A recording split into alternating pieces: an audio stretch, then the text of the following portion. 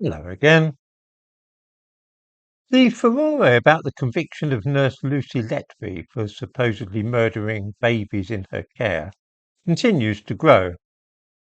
It rather looks as though it is about to reach a crescendo.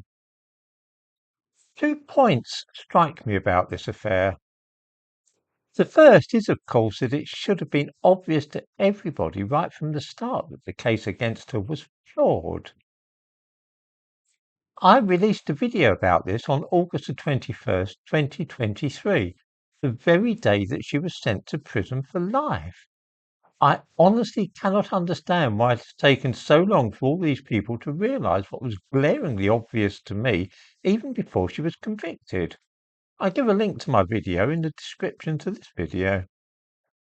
The second point about this case, which I find intriguing, is the way in which it has been commandeered by many anti-racists as an example of white privilege.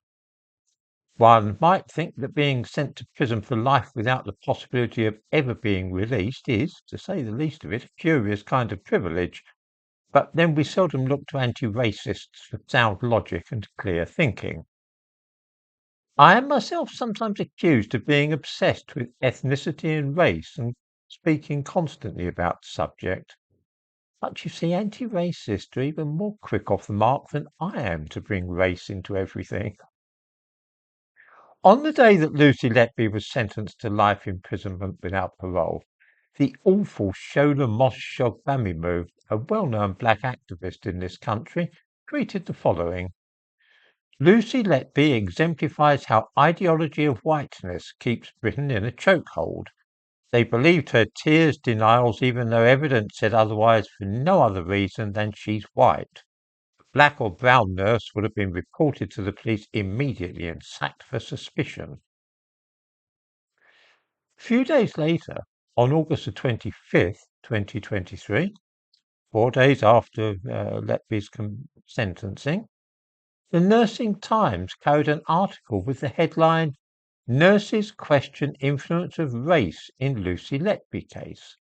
The subheading read as follows: Lucy Letby's race and ethnicity may have helped conceal her true colours, a campaign group for black nurses has claimed. I give a link in the description to this video both to Shola Mos-Shogbamimu's tweet and the piece in the Nursing Times.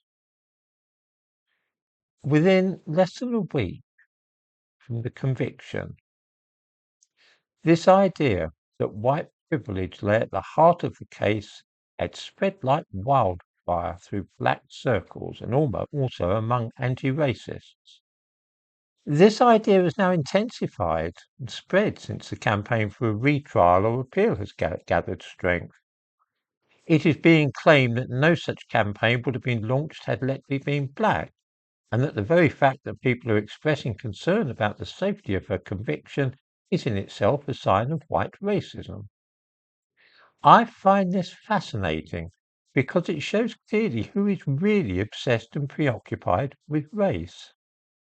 It is true that I do speak often about this subject, but that is because I am reacting to what is widely observed in modern British society, which is that anything at all involving white people, or even a single white person, whether it's Lucy Letby or William Shakespeare, must somehow be a symptom of white supremacy.